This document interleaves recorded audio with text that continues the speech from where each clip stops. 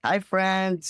So yeah, chill nga pala. So yung mga di nakakilala, isa po akong digital marketer na nagtatrabaho sa mga kliyente namin. Sa US mostly na tumutulong o tinutulungan namin na maging visible yung mga small businesses or mga kakaibang niche na makita sila online.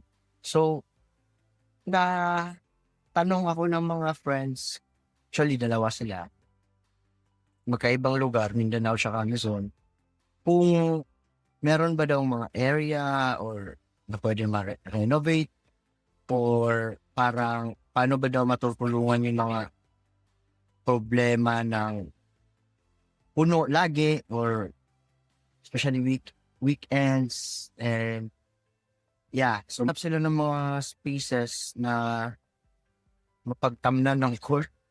So, or para mapag-build nila ng paglaruan. And then, if meron naman, mostly, di din alam yun ng mga kahit anong post nila sa Facebook or di gaano or nag-build sila ng community tapos naghanap ng mga members, mga ganun. So parang ito yung parang medyo magandang basic lang. Mock up lang to siya na site just to get the idea, give the idea of what we are trying to achieve. Like, is now open, kunwari, ito kasi parang sa court, bagong court bagong community bus. If now open in Lucena or like in Iligan or Cagayan, Cebu, parang gano'n, Manila, pag natin lagyan dyan yung city nyo. Then, ano, port name nyo or community name nyo. And then, purpose nito is to book a fort para makapaglaro nga. So, bago natin na-click yung mga yan, cover muna natin. So, pwede nating lagyan about the facility, especially yung mga may mga kuwan daw, mga spaces dyan, at saka yung mga specification, covered ba, may lightning ba, may park, mga ganon. So, also, bakit maganda yung maglaro dito, kung naghanap kayo ng mga, kung naghanap yung mga player ng mga session, pwede din tumating sa coach, kung merong mga coach. And then, ito pala yung sinasabi ko ng mga acrylic hard surface, para mga ganon.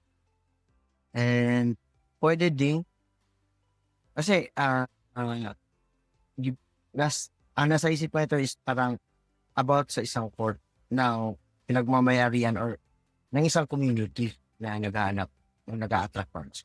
Pwede nyo lagay yung mga pumapalo kayo ng mga pickleball sa maganda yung court. Ganyan. And then, yung mga players nyo, bugas dito guys, di kayo nadudulas, mga ganyan. Tsaka, yung call to action, sa ano, name nga ng court or yung ng community, paano sila maka-join, both ways. So, yeah, basic lang. And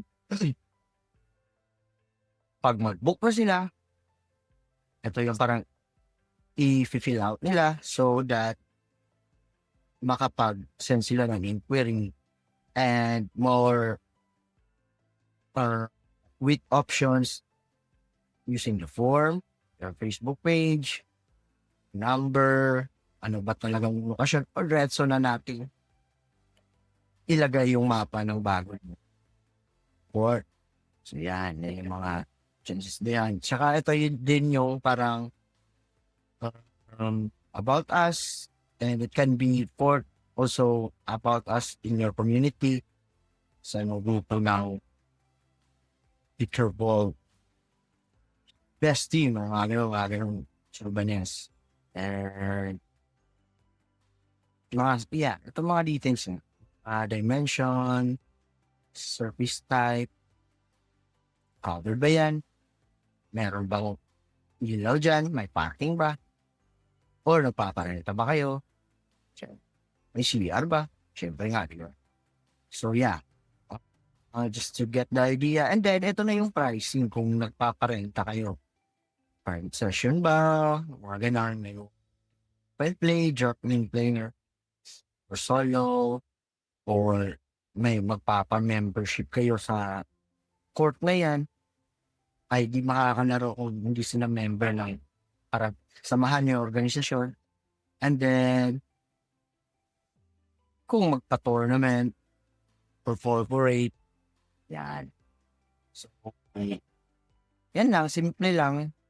So, yun na nga, no? So, nag-offer ako ng visibility check or paano natin matitignan yung current situation nyo or meron ba kayong ibang mga problemas kung hindi po man kung hindi man ito yung problema nyo, baka meron kayong ibang problema dyan na pwedeng tignan.